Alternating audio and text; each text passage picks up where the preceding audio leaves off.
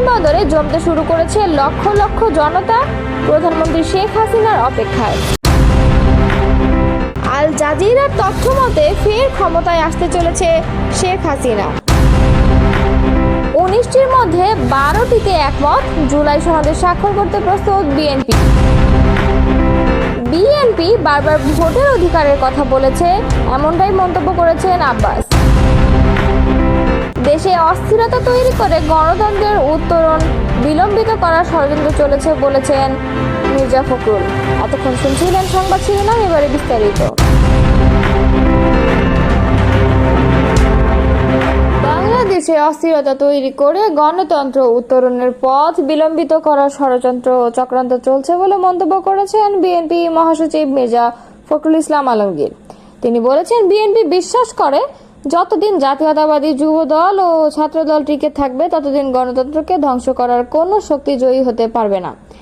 সোমবার রাজধানীর ইঞ্জিনিয়ার্স ইনস্টিটিউটে যুবদল আয়োজিত জুলাই অভ্যুত্থানের বর্ষপূর্তি উপলক্ষে ফ্যাসিবাদ বিরোধী আন্দোলন ও আমার না বলা কথা শীর্ষক অনুষ্ঠানে তিনি একথা বলেন।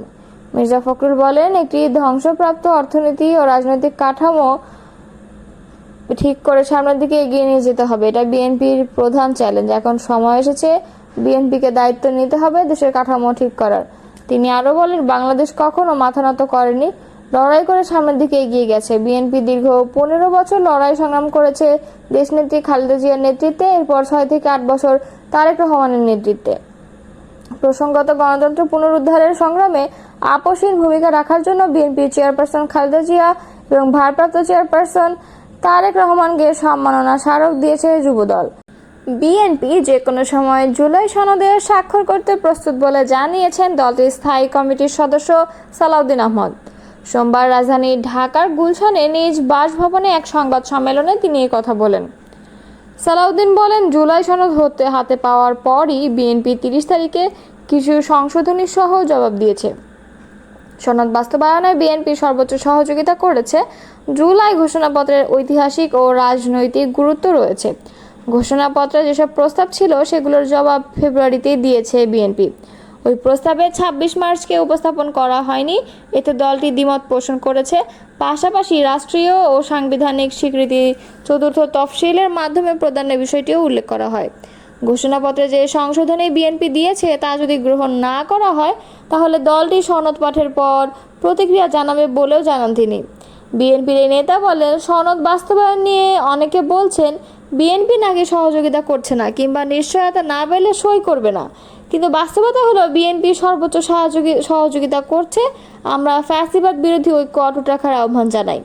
এ সময় তিনি জানান, জাতীয় ঐক্যমত্য কমিশনের সংস্কার কমিশনের 19টি মৌলিক বিষয়ে আলোচনা হয়েছে, যার মধ্যে 12টি বিষয়ে বিএনপি একমত হয়েছে এবং 7টিতে নোট অব ডিসেন্ট দিয়েছে।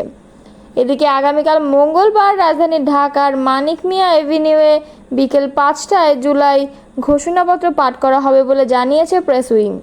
ঘোষণাপত্র পাঠ সহ দিনব্যাপী কর্মসূচিও রাখা হয়েছে। এই অনুষ্ঠানে উপস্থিত থাকা প্রসঙ্গে সালাউদ্দিন বলেন, মানিক মিয়া এভিনিউতে আয়োজিত ওই অনুষ্ঠানে এখনো বিএনপিকে দাওয়াত দেওয়া হয়নি। বিএনপি স্থায়ী কমিটির সদস্য মির্জা আব্বাস বলেছেন, বিএনপি বারবার দেশের মানুষের ভোটের অধিকারের কথা বলেছে, মানুষের কথা বলার অধিকারের কথা বলেছে। সোমবার বিকেলে রাজধানীর ইঞ্জিনিয়ারিং ইনস্টিটিউশনে যুব দল আয়োজিত ফ্যাসিবাদ বিরোধী আন্দোলন আমার না বলা কথা শীর্ষক অনুষ্ঠানে তিনি এই মন্তব্য করেন।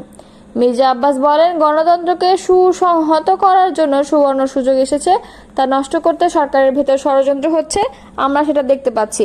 কথায় কথায় তারা বিএনপির বিরুদ্ধে বিএনপিকে খাটো করে কথা বলছে। মির্জা আব্বাস বলেন, তারা ধরেই নিয়েছে বিএনপি আগামীতে ক্ষমতায় আসবে, অথচ আমরা কখনো বলিনি যে ক্ষমতায় যাচ্ছি।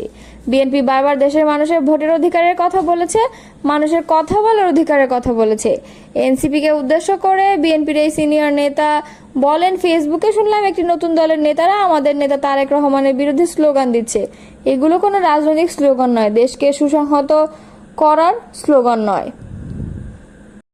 বিএনপি, জামায়াত ও এনসিপিকে বিভেদ বন্ধ করার আহ্বান জানিয়েছে আমার বাংলাদেশ পার্টির চেয়ারম্যান মুজিবুর রহমান মঞ্জু। গণঅভ্যুত্থানের গুরুত্বপূর্ণ মোড় ঘোরানো দিন ঐতিহাসিক 4 আগস্ট স্মরণে রাজধানীতে আয়োজিত পতাকা মিছিলের শুরুতে এই আহ্বান জানান মঞ্জু। বিকেল 4টায় এবি পার্টির কেন্দ্রীয় কার্যালয় সংলগ্ন বিজয় 71 চত্বরে গণপ্রতিরোধ স্মরণে জাতীয় পতাকা মিছিল শুরু হয়।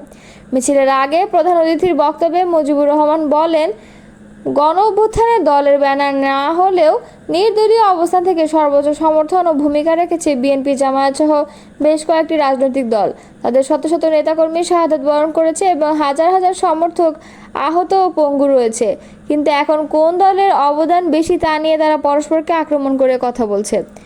দেশ ও জাতির কল্যাণে বিএনপি, জামায়াত ও এনসিপিকে বিভেদ বন্ধ করার আহ্বান জানিয়ে তিনি বলেন, গত বছরের জুলাইয়ের শুরু থেকে এবি পার্টি সহ কয়েকটি দল দলীয় ব্যানারে বৈষম্য বিরোধী আন্দোলনের সমর্থন দিয়েছে। 4 আগস্ট দলের সাধারণ সম্পাদক ব্যারিস্টার ফুয়াদ দলীয় কার্যালয়ে আয়োজিত সংবাদ সম্মেলন থেকে ছাত্রদের আহ্বান জানিয়ে দেশবাসীকে ঢাকামুখী হওয়ার আহ্বান জানিয়েছিলেন।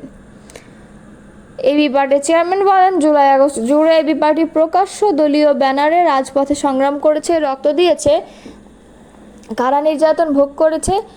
আমাদের অংশগ্রহণ ছিল দলগত, তবে আমরা মনে করি আমাদের অবদান অতি ক্ষুদ্র ও নগণ্য। বিএনপি, জামায়াত ও এনসিপির নেতাকর্মীরা নির্দলীয় পরিচয়ে সবচাইতে বেশি ত্যাগ ও অবদান রেখেছে এই অভ্যুত্থানে, কিন্তু এখন তারা দলীয়ভাবে ক্রেডিট নিতে গিয়ে বিবাদে জড়াচ্ছেন, যা মোটেও কাঙ্ক্ষিত নয়। মঞ্জু বলেন, দলীয়ভাবে এনসিপি কোনো অবদান দাবি করতে পারে না, কারণ এনসিপির জন্ম হয়েছে অভ্যুত্থানের পর। এনসিপির নেতৃত্বে এখন যারা আছেন তাদেরকে গণ অভ্যুত্থানের মূল নেতা উল্লেখ করে তিনি বলেন, অবদানের বিতর্কে জড়িয়ে কেউ কাউকে আপোষকামী এবং সাবেক ছাত্রলীগ বলে সম্বোধন করা উচিত নয়। তিনি দেশ ও জাতির কল্যাণে বিএনপি, জামায়াত ও এনসিপিকে এই জাতীয় বিভেদ বন্ধ করার আহ্বান জানান। দলের সাধারণ সম্পাদক ব্যারিস্টার আসাদুজ্জামান ফুয়াদ বলেন, জুলাই ঘোষণাপত্র যদি সব রাজনৈতিক দলের অংশগ্রহণ ও আলোচনার মাধ্যমে প্রণয়ন হতো তাহলে এটি একটি ঐতিহাসিক দলিলে পরিণত হতো, কিন্তু তা না করে একতরফাভাবে এটি উপস্থাপন করাটা শোভনীয় হচ্ছে না। আমরা জানি না এটি কোথায়, কার মাধ্যমে এবং কী প্রক্রিয়া চূড়ান্ত করা হয়েছে। তিনি বলেন, জুলাই সনদ প্রায় প্রস্তুত, কিন্তু সেটি কীভাবে বাস্তবায়ন করা হবে সেই রূপরেখা আমাদের জানানো হয়নি। সুতরাং জুলাই সনদকে কার্যকর করতে হলে আগে তার বাস্তবায়নের প্রক্রিয়া সুস্পষ্টভাবে নির্ধারণ করতে হবে। দলের senior vice chairman professor doctor Wahab মিনারের সভাপতিত্বে যুগ্ম সাধারণ সম্পাদক আলতাফ হোসাইনের সঞ্চালনায় আরও বক্তব্য দেন যুগ্ম সাধারণ সম্পাদক আল মামুন রানা, নাসরিন সুলতানা মিলি।